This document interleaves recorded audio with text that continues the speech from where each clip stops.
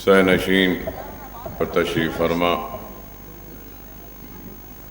क़ाइदीन मजलिस, अरकान बल्दिया, सुनने वाले बुज़ुर्गों, नौजवान साथियों और घरों में बैठकर भी सुनने वाली मेरी इज़्ज़त माब पर्दा नशीन माँ और बहनों, हज़रात, पार्लिमानी इंतख़ाबात का ऐलान हो चुका और 11 अप्रैल को रियासत तेलंगाना और हल्क़े पार्लिमानी हैदराबाद में राय दहिंदगान अपने पसंद के उम्मीदवार का इंतखाब करेंगे और अपनी तकरीर को जारी रखते हुए मैं आप तमाम बिलखुसूस बुज़ुर्गों का, नौजवानों का और पर्दानशीन ख़वातीन माँ और बहनों का ममनून हूँ, मशकूर हूँ कि हालिया असम्बली इंतख़ाबात में आपने अपने क़ीमती वोट के ज़रिए मजलिस इत्तेहादुल मुस्लिमीन के उम्मीदवार की हैसियत से मुझ पर भरोसा किया, एतमाद किया और मुझे और 5 साल के लिए आपकी खिदमत करने का मौका दिया। मैं इसके लिए सारी आवाम के साथ साथ मैं ये समझता हूँ कि बुज़ुर्गों की दुआएं, नौजवानों की मेहनतें, पर्दानशीन माँ और बहनों की भी दुआएं, वो मेहनतों के साथ साथ मजलिस इत्तेहादुल मुस्लिमीन के हल्क़े चंद्रायन-गुट्टे के सरगर्म कारकुनों की भी मेहनत है, सुदूर व मोतमदीन की भी मेहनत है, कॉरपोरेटर साहिबान की भी मेहनत है और इस इलाक़े की तरक्की के लिए आप हमने सब ने मिलकर काम किया। काम होते रहे हैं, तरक्याती सरगर्मियाँ जारी हैं, मुस्तक़बिल में भी होती रहेंगी। और ये भी एक हकीकत है कि आज से 20 बरस क़ब्ल यहाँ जहाँ पर हम खड़े हैं कैसे हालात थे। जो लोग 20 बरस पहले से इन महलजात में रहते हैं वो बखूबी इस बात से वाकिफ़ होंगे कि इस रोड पर गाड़ी का आना तो छोड़िए, पैदल चलना भी दुश्वार होता था। कि यहाँ जहाँ हम खड़े हैं और ये आगे बहुत बड़ी चट्टान थी, पहाड़ थे, पत्थर थे, उन चट्टानों को काट कर न सिर्फ रास्ते बनाए गए बल्कि पहाड़ों व चट्टानों को काट कर पानी की लाइन हो या फिर सीवरेज की लाइन हो, इसको लाया गया। तो काम तो होते रहे हैं, होते रहेंगे। तरक्याती सरगर्मियां जारी हैं, जारी रहेगी, लेकिन हमको इस बात पे तवज्जो देनी है कि आज मुल्क के हालात क्या हैं और हालात चीख कर चिल्ला कर हमको क्या कह रही हैं اور کیا پیغام دے رہی ہے۔ اگر آج ہم دیکھتے ہیں تو ہندوستان کے سیاست کئی جماعتیں نظر آتی ہیں، کئی قائدین نظر آتی ہیں۔ کانگریس ہے، بی جے پی ہے، سماجوادی پارٹی ہے، بہوجن سماج ہے، تیلگو دیشم ہے، ٹی آر ایس ہے، آر جے ڈی ہے، کئی جماعتیں ہیں۔ اور ہندوستان کے سیاسی شور و غل میں کیا آپ کو اپنی آواز کہیں سنائی دیتی ہے؟ کیا آپ کو اپنے وجود کا احساس دلانے والی کوئی شخصیتیں نظر آتی ہیں؟ افسوس کے ساتھ کہنا پڑتا ہے کہ اتنے بڑے ملک میں اتنی بڑی تعداد میں رہنے بسنے کے باوجود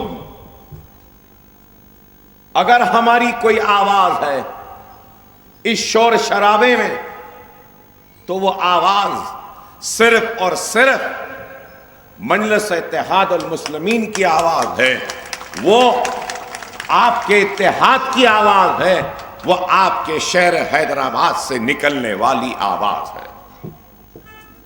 جس طریقے سے ہم اس شہر میں رہتے ہیں، بستے ہیں، کیا کوئی دوسرے شہروں میں بھی ہمارے بھائی، ہماری آبادیاں کیا نہیں ہیں؟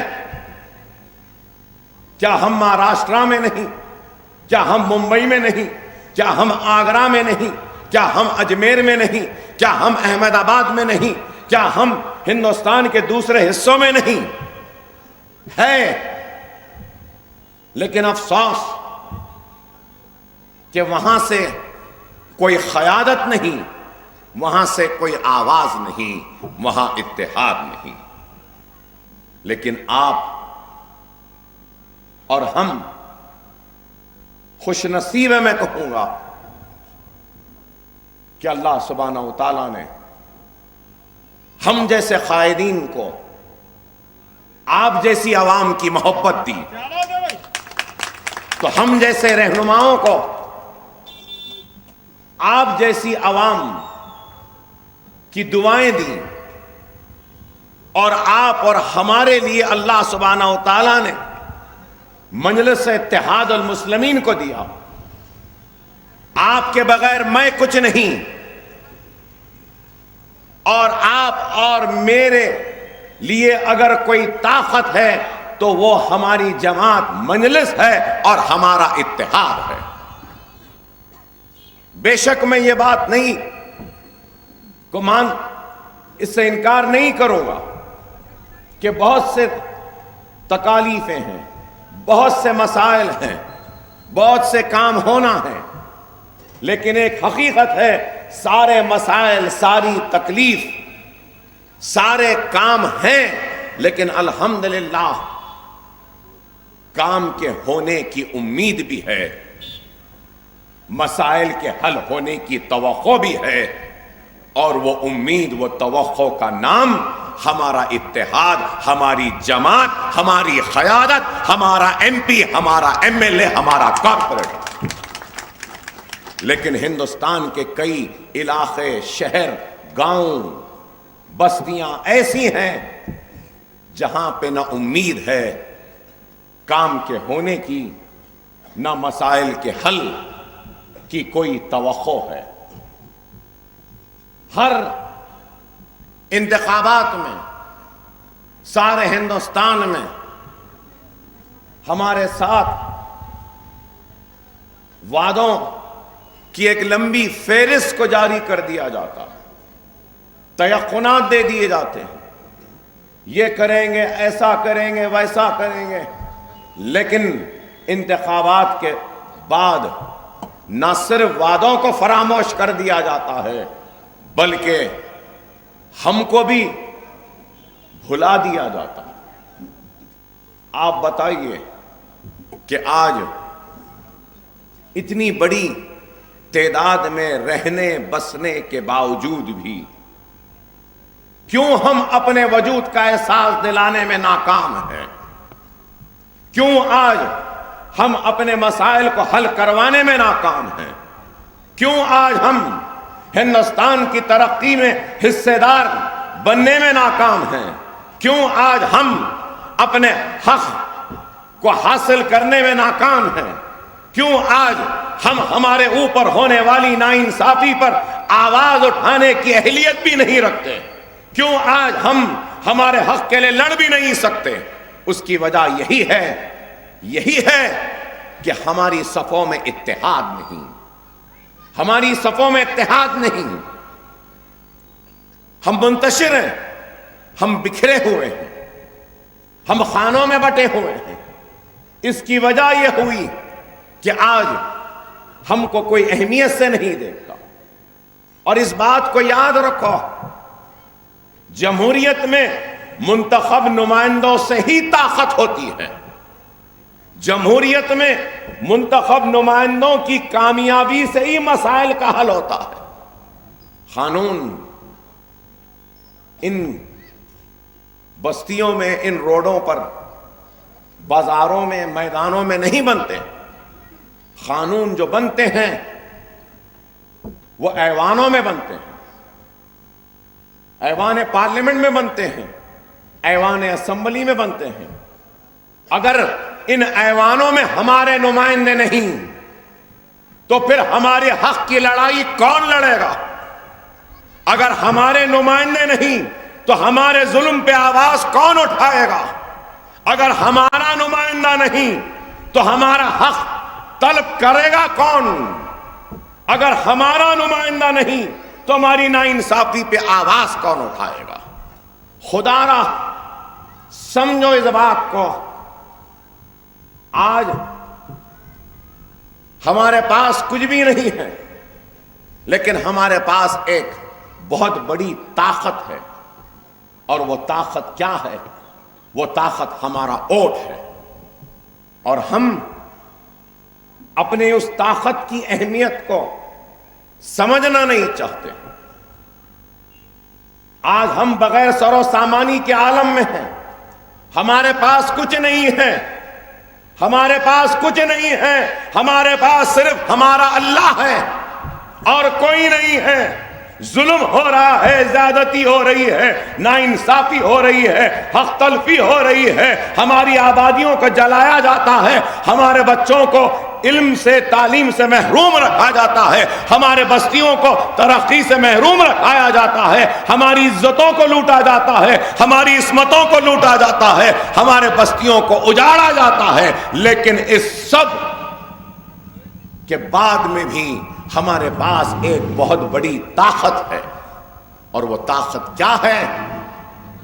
ہمارا اتحاد، ہمارا ووٹ ہے۔ خدا را اپنے ووٹ کی اہمیت کو سمجھیے، لیکن آج ہم اپنے ووٹ کی طاقت، اپنے ووٹ کی اہمیت کو سمجھنا نہیں چاہتے۔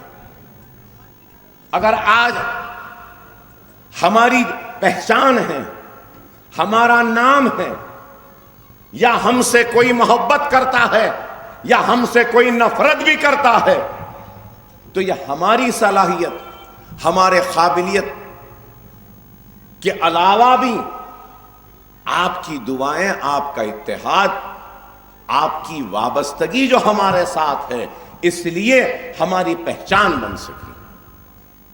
آج آپ غور کرو، آپ غور کرو، ہندوستان کے تخت پر آج کون بیٹھا ہے؟ کیسے لوگ ہیں؟ ان کی کیا صلاحیت ہے؟ ان کی کیا قابلیت ہے؟ یہ بھارتیہ جنتا پارٹی جو 5 برس سے ہندوستان میں انتخابات کے ذریعے، کامیابی کے ذریعے ہندوستان کے وزارت عظمیٰ کے عہدے تک پہنچی، یہی بھارتیہ جنتا پارٹی 80 کے دہے میں کیا تھی؟ ارے ایک وقت تھا یہ بی جے پی کے صرف 1 یا 2 ایم پیز تھے۔ آج کتنے ایم پیز ہیں؟ تو غور کرو یہ اقتدار تک کیسے پہنچے۔ اور ہم کہاں تھے کہاں آ گئے. اور آج بھی اگر ہم بیدار ہونا نہیں چاہتے اور اگر آج بھی ہم اٹھنا نہیں چاہتے تو پھر اللہ مدد بھی کرے تو کیسے کرے گا؟ یہ وقت غفلت میں رہنے کا نہیں ہے. میں کہوں گا کہ 70 برس کے ہندوستان کی آزادی کے اس سفر میں سب سے نازک وقت، سب سے آزمائش کا وقت، سب سے سخت ترین وقت اگر ہے تو وہ اب ہے. اگر اب ہم اٹھیں گے نہیں، متحد نہیں ہوں گے اور ہم دور اندیشی کا مظاہرہ نہیں کریں گے تو خدا کی قسم آنے والی نسل ہم کو کبھی معاف نہیں کرے گی کہ ہم غفلت میں تھے، کس تباہی و بربادی کے انتظار میں ہو، کون سے ظلم کے انتظار میں ہو، کون سے ناانصافی کے دستک دینے کے انتظار میں کھڑے ہو. میں پوچھنا چاہتا ہوں، ارے آج کیسے حالات ہیں؟ آپ کا ووٹ صرف ہمارے ہندوستان کے مستقبل کا فیصلہ نہیں کرے گا، بلکہ آپ کا ووٹ آپ کی ترقی کی ضمانت دے گا. آپ کا ووٹ آپ کے بستیوں کی حفاظت کا ضامن بنے گا. تو آپ کا ووٹ دستوری حقوق کے تحفظ کی ضمانت بھی دے گا. تو آپ کا ووٹ آپ کے مذہب، آپ کی شریعت، آپ کی عبادت کی بھی حفاظت کرے گا. تو آپ کا ووٹ آپ کے دستوری حقوق کی بھی حفاظت کرے گا. خدا را اپنے ووٹ کی اہمیت کو سمجھو. اگر آپ نہیں سمجھیں گے تو پھر اس سے نقصان کس کا ہوگا؟ اٹھو. اگر اب نہیں اٹھیں گے تو پھر تباہی اور بربادی ہمارے دروازے پہ دستک دے گی. آج یہ ملک کہاں جا رہا؟ بی جے پی کا نظم العین کیا ہے؟ بھارتیہ جنتا پارٹی کس طریقے سے کام کرتی ہے؟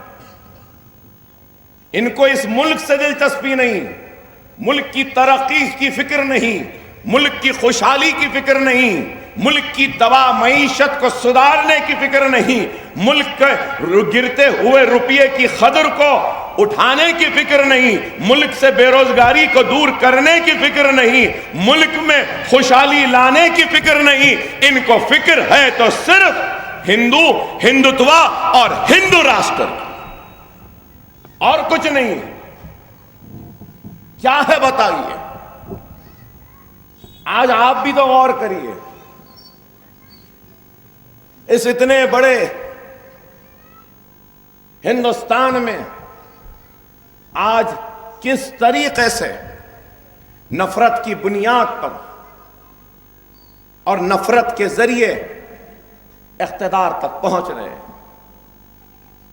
1992 6 دسمبر وہ ہندوستان کی تاریخ کا سیاہ دن، جس دن بابری مسجد کو شہید کیا گیا. نہ صرف شہید کیا گیا بلکہ بابری مسجد کو شہید ہوتا ہوا تماشائی کے طور پر اس وقت کا وزیر اعظم دیکھتا رہا، اور صبح تک بابری مسجد شہید ہوتے رہی اور ممبر رسول کی جگہ رام کی مورتی کو بٹھا دیا گیا. اور سپریم کورٹ میں تیقن دیا گیا کہ ہم مسجد اور یہ ڈسپیوٹڈ سٹرکچر جو ہے اس کی حفاظت کریں گے. پارلیمنٹ میں تیقن دیا گیا چاہے کچھ ہو جائے ہم یہ متنازع جو مسلمان جس کو بابری مسجد کہتے ہیں ہم اس کی حفاظت کریں گے. نیشنل انٹیگریشن کونسل میں کہا گیا اس کی حفاظت کریں گے. لیکن بابری مسجد شہید ہوئی اور شہادت کے بعد کس طریقے سے ظلم کیا گیا، گولیاں چلائی گئیں. جو کالا جھنڈا لے کے ٹھہرا اس کے سر پہ گولیاں چلائی گئیں، سینوں پہ گولیاں چلائی گئیں. ٹاڈا کے نام پہ ہزاروں بچوں کو جیلوں میں ڈالا گیا. ناانصافی ظلم ہوا. لیکن غور کرو میرے بھائی، وہ بابری مسجد کو شہید کر کے، اس کے بعد ظلم وہ زیادتی کر کے، گجرات کے فسادات کر کے اقتدار تک پہنچ گئے. ہم لٹتے رہے، تباہ ہوتے رہے، برباد ہوتے رہے، لیکن پھر بھی ہم بیدار ہونا نہیں چاہتے. بابری مسجد کی شہادت کے ذمہ دار جو لوگ تھے، آج ان کا کیا حال ہے؟ ارے بابری مسجد پیچھا کر رہی ہے. اللہ کے بندے اور ہم اللہ کے گھر کی شہادت کا انتقام لے یا نہ لے، اللہ تو اپنے گھر کی شہادت کا انتقام لے رہا ہے، ان ظالموں سے لے رہا ہے. آج کس طریقے سے بے عزت ذلیل ہو کر لال کرشن اڈوانی کو گمنامی میں جانا پڑا، یہ دنیا جانتی ہے. ارے ہم نے کچھ نہیں کیا، اللہ نے ایسا انتظام کیا کہ ان کے ذریعے ہی ان سے انتقام لینے لگوا دیا. اور وہ لال کرشن اڈوانی جو بابری مسجد کے شہادت کا ذمہ دار ہے، جو رتھ یاترا نکالتا ہوا، ظلم کرتا ہوا، فسادات کرتا ہوا، رام مندر کی تحریک کو چلایا، بنایا، بڑھایا اور بابری مسجد کو شہید کیا، اللہ نے اسی بھارتیہ جنتا پارٹی کے ظالموں سے اس ظالم کا خاتمہ کر دیا. کیا یہ حقیقت نہیں؟ نرسمہا راؤ کا کیا حال ہوا؟ کیا حال ہوا؟ ارے میں بولوں تو لوگوں کو خراب دکھے گا، لیکن اخبار میں آیا کہ حسین ساگر کے کٹے پر جب جلایا گیا تو جلا بھی نہیں، پولیس والے لکڑیوں سے مارنے لگے، کتے آنے لگے. اللہ کا انصاف دیکھو. اور کتنوں کا نام لوں؟ کئی نام ہیں، کئی لوگ ہیں. اللہ برابر اپنے گھر کی شہادت کا انتقام لے رہا ہے. اور میرا ایمان کہتا ہے کہ کوئی انصاف دے یا نہ دے، گجرات کے قاتلوں کو بھی اللہ سبحانہ و تعالیٰ ضرور سزا دے گا. اللہ ضرور دے گا. ان ظالموں کو بھی اللہ کیف اور کردار تک پہنچائے گا. نروڈا پاٹیا کے ان ظالموں کو بھی اللہ سزا دے گا. تو اللہ وہ گلبرگ سوسائٹی کے لوگوں، معصوم لوگوں کی موت کا بھی بدلہ لے گا. اللہ اس احسان جعفری کے موت کا بھی بدلہ لے گا ان ظالموں سے. اللہ تو لے گا ضرور، لیکن میرے بھائی آپ کو، ہم کو بھی سوچنا ہوگا کہ ہمارا کیا فرض ہے. ارے بتاؤ، آج ہم بے دھڑک نکل جاتے ہیں، کہیں بھی چلے جاتے ہیں، ہر جگہ جا کر للکارتے ہیں، جواب دیتے ہیں سنگ پریوار کا، ظالموں کا. آپ بتاؤ کوئی اور ہے جو آواز اٹھا رہا ہے؟ ارے آج اکبر الدین اویسی سے اتنی نفرت ہے ان کو تو کیوں ہے؟ اس لیے کہ کوئی بولے یا نہ بولے، یہ مجلس والے، یہ اویسی برادران بولتے ہیں. ہاں ہم بولتے ہیں اور بولیں گے برابر. میری اس عوام نے مجھے منہ بند کر کے بیٹھنے کے لیے منتخب نہیں کیا. میرے حلق میں زبان ہے، میں بولتا ہوں، اس لیے مجھے منتخب کیا. ان کا حق تو ادا کرنا ہے مجھے. کیا زبان بند ہوئی؟ کبھی بھی نہیں ہوئی. یہ حق پرستوں کی زبان ہے، یہ حق بولتی ہے اور کبھی یہ زبان بند نہیں ہوگی. چاہے جیل میں ڈال دو یا سولی پہ لٹکا دو یا تختے دار پہ لٹکنا کیوں نہ پڑے، لیکن یہ زبان اظہار حق سے کبھی منہ نہیں موڑے گی. ہم حق بولیں گے اور بولتے رہیں. آپ کے رکن پارلیمنٹ بیرسٹر اسد الدین اویسی صاحب نے کیا حق ادا نہیں کیا؟ ارے میرے بھائی، یہ بستی ہماری ہے، آبادیاں ہمارے ہیں، یہاں ٹھہر کر کچھ بھی بول لو بڑا آسان ہے، کیا بھی بول لو بڑا آسان ہے، لیکن سوچو ہندوستان کی پارلیمنٹ میں شیروانی زیب تن کرا ہوا ایک آپ کا بھائی، سر پہ ٹوپی پہنا ہوا، چہرے پہ سنت پالا ہوا، کھڑے رہ کر آپ کی حق کی آواز کو بلند کرتا ہے، کیا یہ حق نہیں ہے؟ بتاؤ، کیا طلاق ثلاثہ پہ ایک واحد آواز آپ کی آواز تھی، بیرسٹر اسد الدین اویسی صاحب کی تھی، کیا وہ نہیں اٹھی؟ ارے آپ غور کرو، اسد الدین اویسی تنہا ہے، اگر اسد الدین اویسی کے ساتھ ایک 8-10 اور ایم پی مجلس کے رہ جائیں تو خدا کی قسم جو تلنگانہ اور آندھرا کی اسمبلی کا حال ہوتا ہے وہی حال ہندوستان کی پارلیمنٹ کی بھی ہو، کیا نہیں ہوگا؟ لیکن پھر بھی تنہا ہے، کھڑا ہے، حق کی لڑائی لڑ رہا ہے۔ آپ بتاؤ، میری صحت کی خرابی کے وجہ سے پورا بوجھ میرے صدر، میرے بھائی کے کاندھوں پر آ گیا۔ مجھ سے وہ کہتے ہیں کہ نہیں اکبر، تمہاری صحت صحیح نہیں، تم ٹھہر جاؤ، میں جاتا ہوں۔ ارے آپ بتاؤ، ہندوستان کے کونے کونے میں جاتا ہے ہمارا صدر، آپ کا ایم پی، کیا نہیں گیا اخلاق کے گھر پر؟ کیا نہیں آواز اٹھائی جنید کے لیے؟ کیا آواز نہیں اٹھائی نعمان کے لیے؟ کیا اتر پردیش نہیں جاتا؟ کیا بہار نہیں جاتا؟ کیا مہاراشٹر نہیں جاتا؟ کبھی جالنا، کبھی اورنگ آباد، کبھی لکھنؤ، کبھی مراد آباد، کبھی اتر پردیش، کبھی بہار، ارے کہاں کہاں ہندوستان کے کونے کونے میں گھومتا ہے۔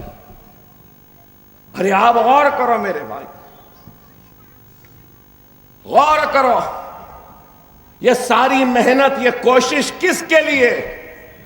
ہمارے لیے، ہمارے نہیں میرے بھائی۔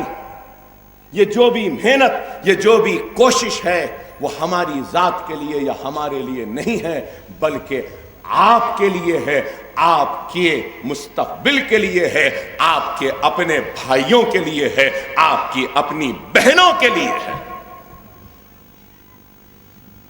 ہمارے لیے نہیں۔ ارے غور کرو میرے بھائی، کیا حالات ہیں اس ملک کے، کیا ہے، کدھر جا رہا ہے ملک؟ کیا کہتا ہے ہندوستان کا وزیر اعظم؟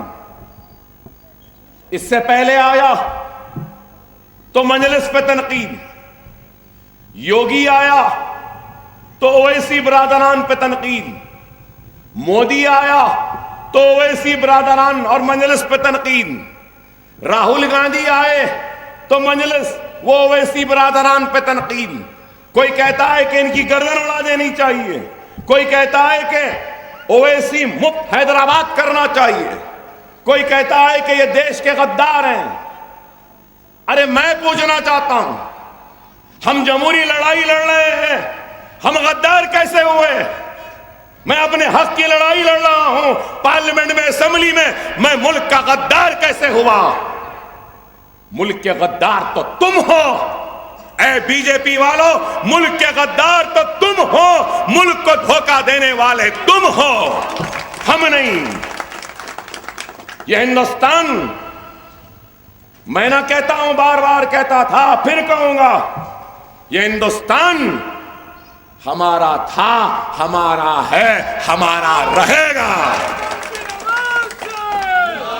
یہ ہندوستان کسی کی جاگیر نہیں ہے، یہ ہندوستان میرا ہے، ہمارا ہے۔ کیوں جائیں ہندوستان کو چھوڑ کر؟ ہم خواجہ اجمیری کے مدفن کو چھوڑ کے جانے تیار نہیں ہیں، ہم نظام الدین اولیاء کے مدفن کو، آستانے کو چھوڑ کر جانے تیار نہیں ہیں، ہم اپنے آبا و اجداد کے مدفن کو چھوڑ کر جانے تیار نہیں ہیں، ہم اپنے تاج کو چھوڑ کر جانے تیار نہیں ہیں۔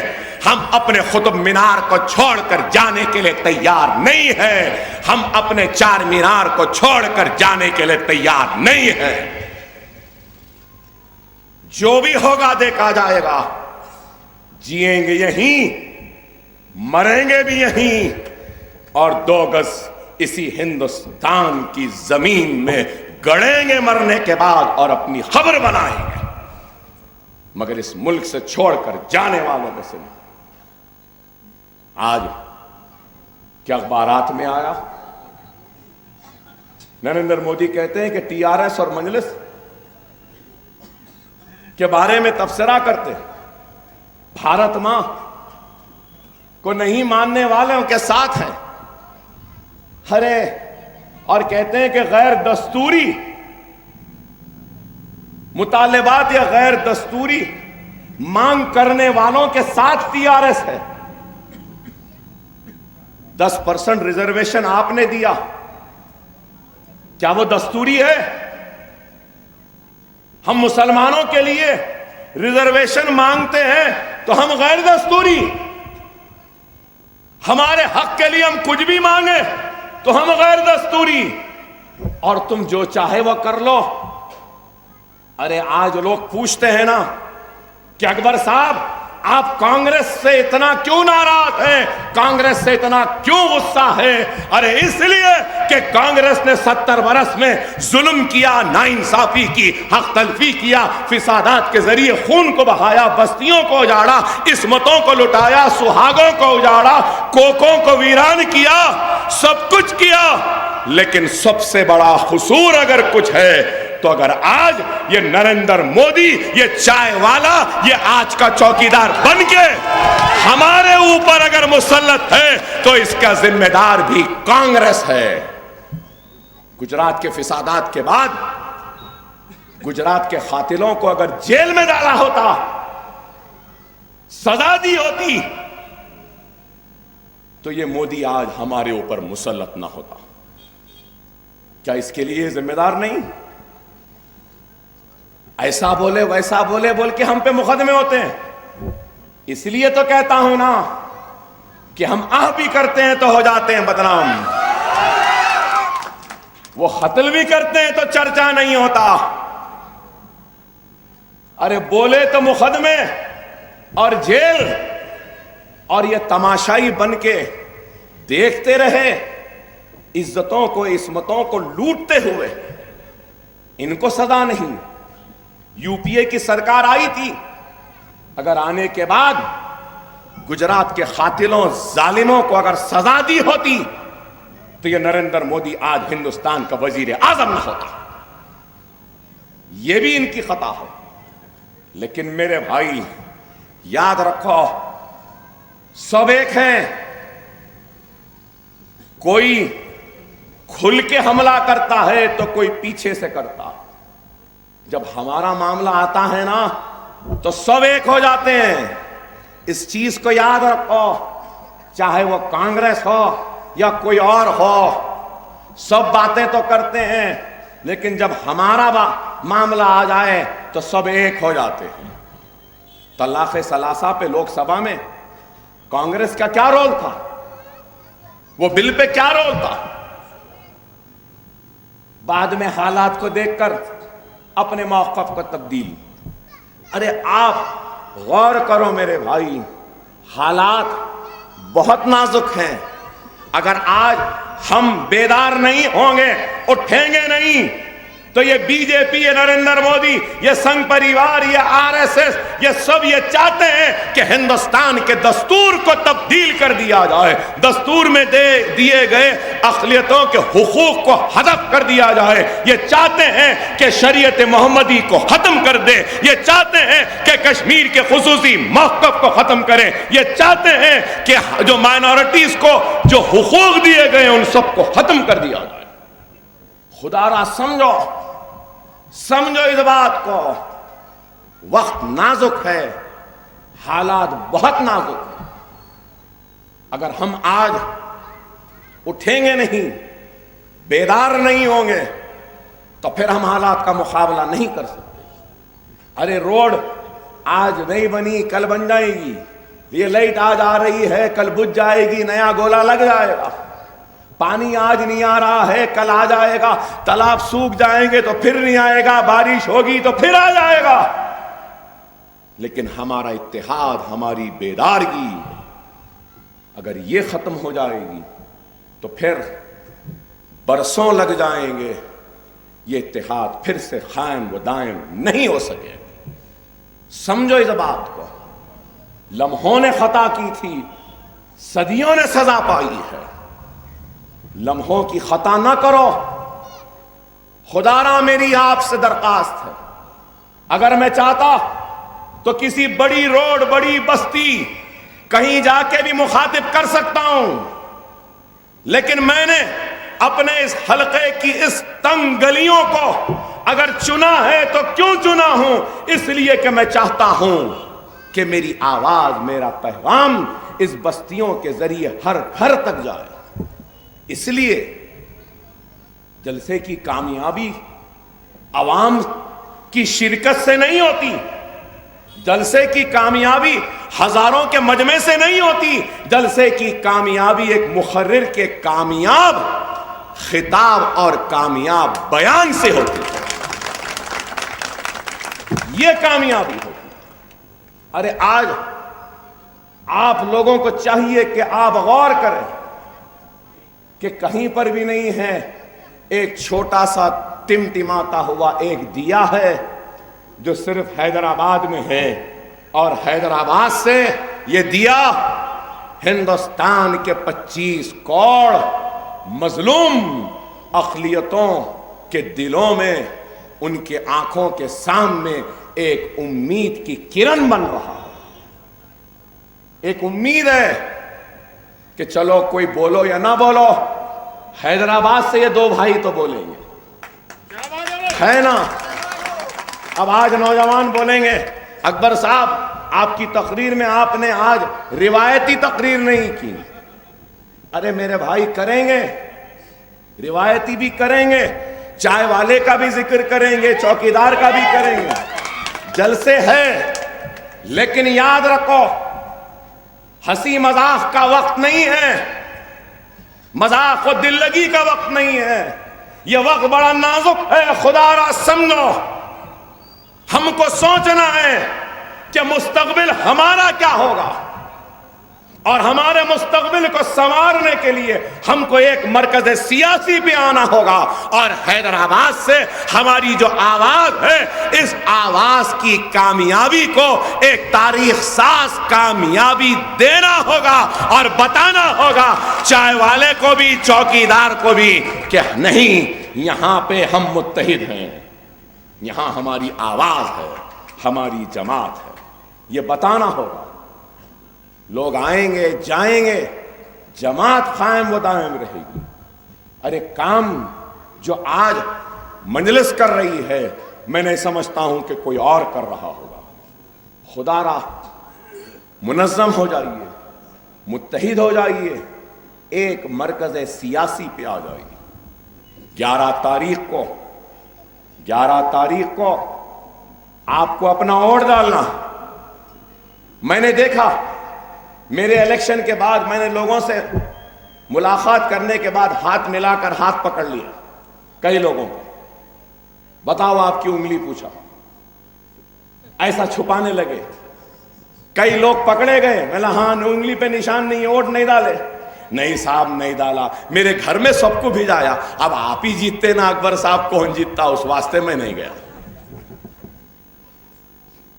کیا یہ بات صحیح ہے میرے بھائی؟